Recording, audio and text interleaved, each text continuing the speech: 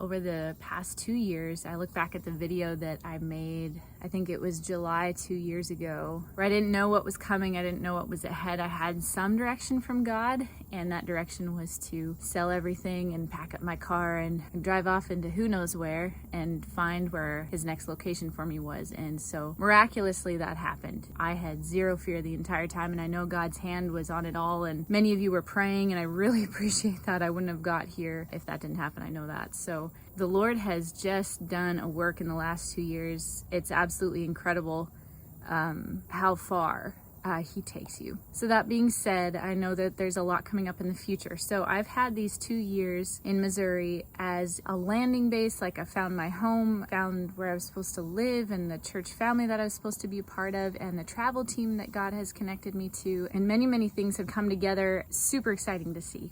I can sense another left turn, so to speak. God is all about moving forward and not looking back, coming up higher, next level, press into the new. And so many times we can get in a spot where it's just comfortable, complacency, we're just living, we're just existing, we're just treading water. But in order for that to change, you can be in the complete will of God for your life, but things still won't fall right into your lap. Like there's got to be some effort from you to press into the things of God. There's got to be some momentum from your end and some partnership. You know what I'm saying? Like not everything is all up to God and not everything is all up to you. It's a partnership, it's teamwork, it's you and him together moving into the plan that he has for your life. And so when you can sense things moving, you gotta roll with him and go for it.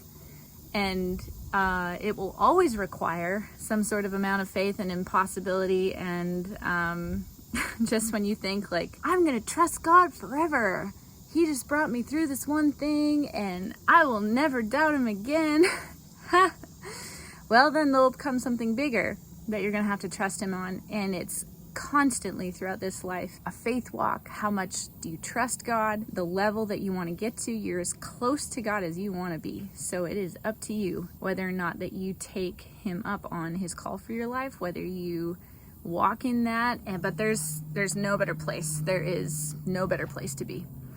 So I guess for all of you out there who have followed my journey, it's been 2 years. I can hardly believe it, but I really want to thank you for just being supportive. And you know, I've talked to a lot of people in different states and stuff, and especially Wyoming and my church family. Hello to all of you guys out there, and I just really appreciate you guys so much. I want to ask you to please keep praying. There's going to be a couple conferences I'm involved in, you know, preparation, travel arrangements, protection on the roads.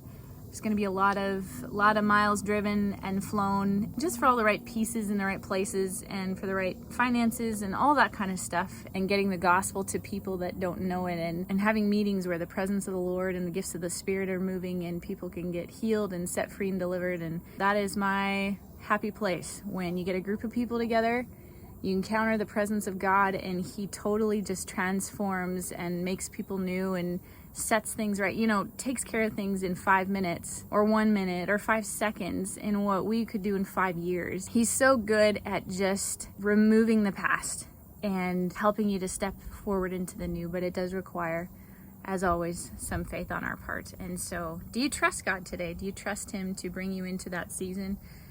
Don't be stubborn and stay in the old one. Don't get into that comfortable position, that complacency. You've got to get out of there. And one of the ways that you can do that is obviously by asking God to help you, but also to just, you know what, I'm not going to live like this. I'm going to do some things to change my position that I'm in. And as you do that, as you speak these things, and as you walk into the new places that God has for you, he'll have small adjustments for you to make. He'll have little steps for you. He's got, you know, just things that we can do in the natural to press into this new chapter, this new season, whatever you want to call it. So anyway, I just really appreciate all you guys again, and I thank you for your prayers and for your support. And I'll keep doing these videos on the side to let you know where I'm at and where I'm going, and some things that happen along the way, some testimonies. But it's been a wonderful 2 years. It's interesting that the Lord has brought little jobs here and there. It's just random stuff, you know, things that I never thought I would be doing. And we just finished up this summer being a shaved ice manager, serving over 13,000 cups of shaved ice, and it was a blast. There's always something new up God's sleeve. You'll find yourself in places that you never thought you'd be, but it is awesome when he's all over it and he's in it, and you can enjoy that with him. So, and while you're in these places, while, you know, I know there's a lot of people,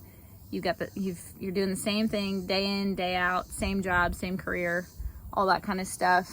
Be thankful for it. Be thankful for your family, for your kids. Be thankful to God that he has you in a good spot. And even take some time to write down some things of, you know, you might be right now in the spot that you were believing God to be years ago. Now you're living in it. Now you're walking it out. And sometimes we just forget the goodness of God and how good life is when he's in it. So just be thankful today. Be grateful for where God has you, and specifically the people that you're around and that you can minister to.